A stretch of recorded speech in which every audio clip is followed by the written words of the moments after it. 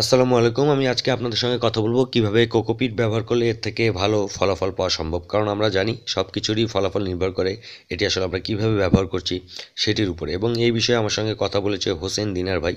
হোসেন দিনার ভাইয়ের পরিচয় আমি এর আগের ভিডিও আপনাদের দিয়েছিলাম। রংপুরে অবস্থিত tropical nursery and rooftop gardening নামে একটি প্রতিষ্ঠান, যেই প্রতিষ্ঠানটি বিভিন্ন রকম ক্র্যাকটাস, সাকুলেন্ট সহ বিভিন্ন অর্নামেন্টাল প্লান্ট এটি বাজারজাত করে থাকে এবং তিনি এই বিষয়ে অনেক বেশি অভিজ্ঞ। এর আগে তিনি আমাদের দেখিয়েছিলেন কীভাবে ক্র্যাকটাস ও সাকুলেন্টের পটিং মিক্স তৈরি করতে হয় এবং সে সময় তিনি আমাদের একটি কথা বলেছেন, সেটি হলো পুরাতন কোকোপিট ব্যবহারের ক্ষেত্রে। এই ভিডিওটি দেখার পরেই অনেকে আমার কাছে জানতে চেয়েছে যে পুরাতন কোকোপিটটা কী এবং এটি আমরা কিভাবে তৈরি করব। তো আজকে সেই বিষয় নিয়ে কথা বলছি। এই কোকোপিটগুলো দেখতে পাচ্ছেন, এগুলো একদম নতুন কোকোপিট এবং আমি এখন আপনাদের যেই কোকোপিটগুলো দেখাচ্ছি এগুলো হলো ভেজা কোকোপিট। এই নতুন কোকোপিটটি ভিজিয়ে আমরা রাখবো সবার প্রথমে।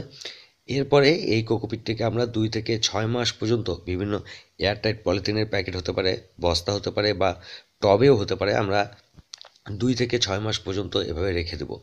এবং রেখে দেওয়ার সময় আমরা আরেকটি কাজ করতে পারি, সেটি হলো সেখানে আমরা ডিএপি, যেটি ডাই অ্যামোনিয়াম ফসফেট, এবং সেই সঙ্গে ভার্মি কম্পোস্ট আমরা মেশাতে পারি। যদি আমরা ডিএপি মেশাতে চাই সেক্ষেত্রে প্রত্যেক 10 কেজি কোকোপিটের জন্য আমরা 200 গ্রাম ডিএপি সার, এবং ভার্মি কম্পোস্টের ক্ষেত্রে প্রত্যেক 10 কেজি কোকোপিটের সঙ্গে আমরা 3 কেজি ভার্মি কম্পোস্ট মেশাবো। এর ফলে যেটি হবে যে কোকোপিটের সঙ্গে আমরা কিছু পুষ্টি উপাদান যোগ করলাম এবং যেই পুষ্টি উপাদানগুলো পরবর্তীতে আমাদের গাছের কাজে লাগবে। তো এভাবে আমরা কোকোপিটটি পুরাতন করে আমরা গাছে ব্যবহার করব। এগুলো হচ্ছে আমার 6 মাস আগের কোকোপিট। এগুলোর সাথে নতুন কোকোপিটের অনেক ডিফারেন্স।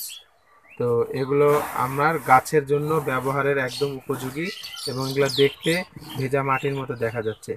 নতুন কোকোপিটে কেন ব্যবহার করব না, সেখানে নতুন কোকোপিট আপনার পানি অ্যাবজর্পশন রেটটা অনেক হাই, এটা লাইক স্পঞ্জের মতো।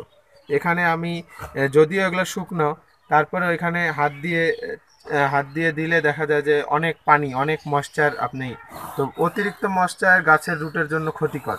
এই কারণে আমরা এটাকে অনেক কিছুদিন এইভাবে প্রসেস করে রাখার পর এরকম হবে। তো এটা হচ্ছে পুরো মাটির মতো, এটাতে পানি যতটুকু অ্যাবজর্ব করা দরকার ঠিক ততটুকুই করবে।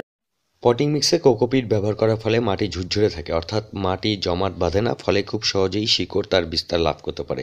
তাই আমরা অবশ্যই টবের মাটিতে কোকোপিট ব্যবহার করব এবং সেটি অবশ্যই সঠিক নিয়মে ব্যবহার করব। ধন্যবাদ সকলকে, ভালো থাকবেন। আসসালামু আলাইকুম।